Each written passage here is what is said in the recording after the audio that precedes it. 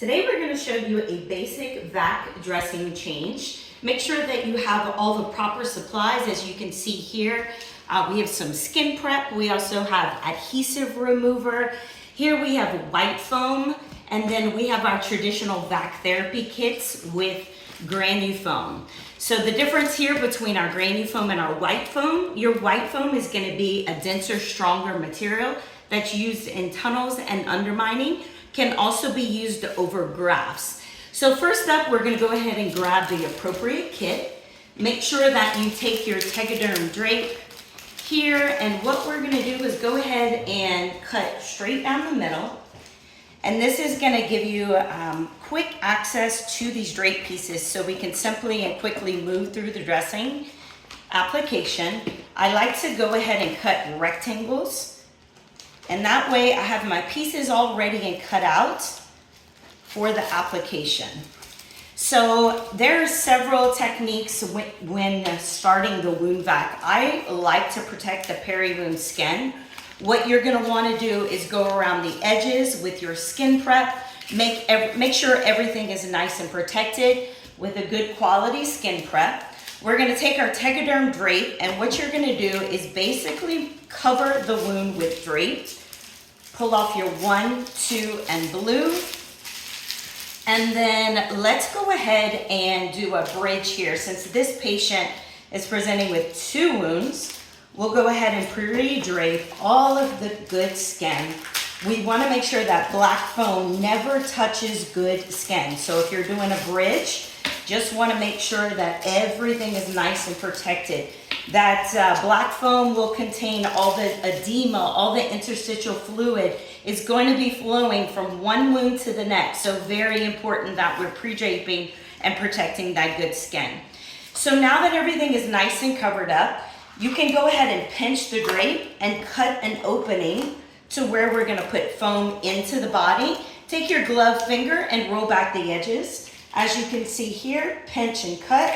Take your glove finger and roll back the edges. So now we're nice and ready to apply our black foam. So we're going to want to assess the situation. Seymour has exposed bone. He also has 2 tunnels. Very important that we address those areas. If your patient has exposed bone, muscle, tendon, any ligaments, you may want to cover it with a non-adherent contact layer. However, it is not required. So basically, this is going to be doctor's preference, whatever they prefer. If they feel it's necessary, then by all means, you can use a non-adherent. When it comes to tunnels, very important that you cut your white foam about 1 centimeter shorter than the tunnel itself. So Seymour's tunnel is about 5 centimeters. I went ahead and cut it with 1 centimeter or 1 centimeter shorter than the tunnel itself with a wick on the end.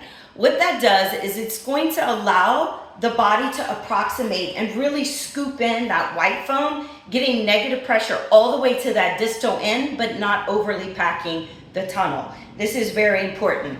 The reason we leave a wick on the end is so that it can come in contact with the black foam in the open wound bed. So again, this will allow negative pressure to flow to the distal end of those tight spaces, and there will never be any concern about this thicker, denser material getting lost in the body. Also, target pressure when using white foam on the wound vac can be adjusted to 150 millimeters of negative pressure. So I'm going to go ahead and place that white foam.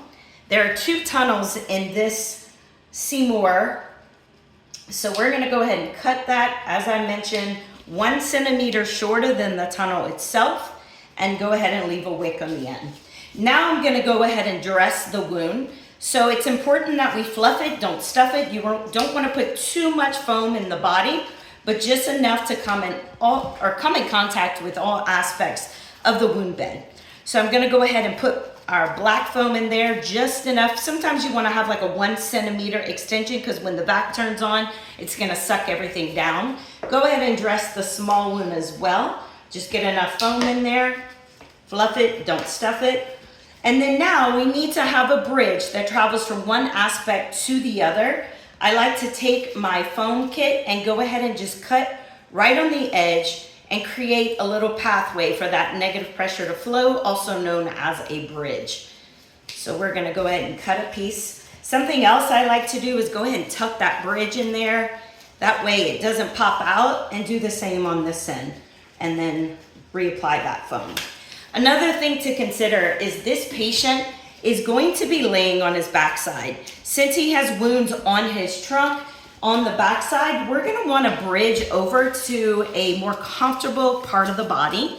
So I'm gonna go ahead again, make sure all that good skin has draped down on the body so we don't have black foam that could impact that good skin and potentially create another wound. So unfortunately, we're kind of running out of real estate here on Seymour. You'd want to pull it off to either the medial part of the back or over down onto the thigh of the patient. I'm just going to go ahead and cut another strip of foam that's going to allow the negative pressure to flow, again, from these two wounds over to a more convenient spot on the body. I also always like to cut a little landing pad for my track pad. So what I mean by that is you always want to cut a little small disc. And as you can see, I'm filleting the foam in half. You don't want to put big, bulky pieces of foam on your patient. This here is what we call the track pad. It's very important that these sensors that are here, they're sensor 1 and sensor 2, they are exposed to black foam. Another important thing is that we want to make sure that that track pad doesn't sit on the skin, creating possibly another wound there. So we want to have a nice little landing pad. Think of this as a flying saucer. He needs a spot to land on. So we're going to go ahead and put this down right there, and then we're just going to cover everything up with our rectangles. Think of this here also like making a Subway sandwich. Your drape is the bottom layer of bread. The black aspect of the foam is going to be your turkey, and then you cover it up with the top layer of bread. So you're just going to mimic exactly what we did first go round. So cover up our sandwich here. Pull off your 1-2 blue, and we're ready to rock and roll. Make sure, again, all foam pieces are connected. Make sure your drape has a nice overlap. It's just gonna help maintain a good seal. That way the drape is not compromised by any means.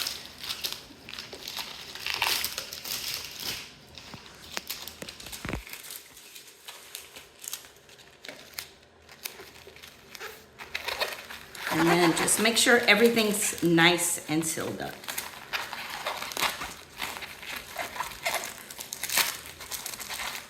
Let's go ahead and pull Seymour up. Very important, as you can see here, that you do not ever leave this layer of Tegaderm on there. We call that the Christmas wrap. Reason for that is the vapor rate transmission of this product really doesn't allow the skin to breathe. So your patient could experience quite a bit of maceration if that were to be left on the patient and not removed. So we are having another little wound here that might create challenges. Keep in mind, you can always use a hydrocolloid if you did experience this with a patient.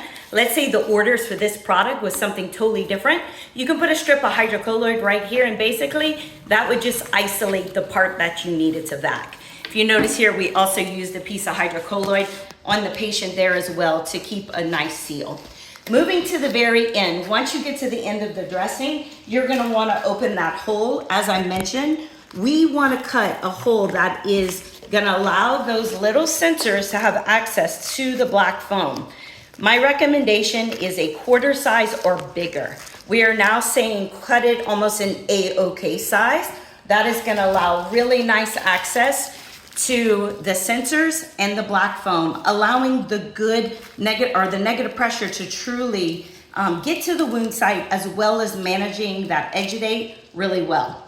So we're gonna go ahead and pull off our 1, our 2, and then go ahead and place it in a convenient spot for your patient. Make sure the tubing is exactly where you want it to land so it doesn't impact your patient, their ability to walk, and all those good things.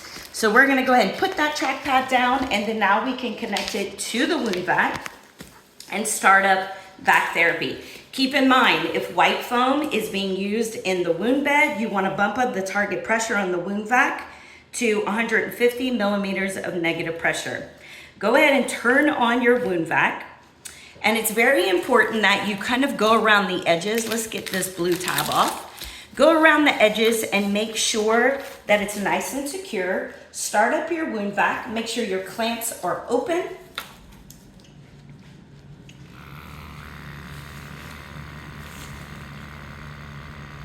And so with this dressing here, we have quite a bit going on. Sometimes it might take a minute for the vac to suction down. Go ahead and go around the edges. A trick that you can do is go around the edges with skin prep.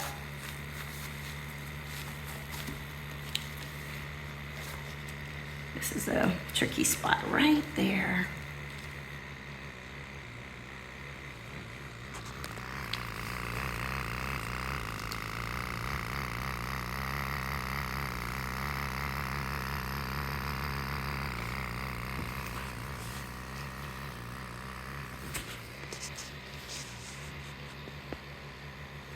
You might not want to have this long wait, you know what I mean? I would maybe stop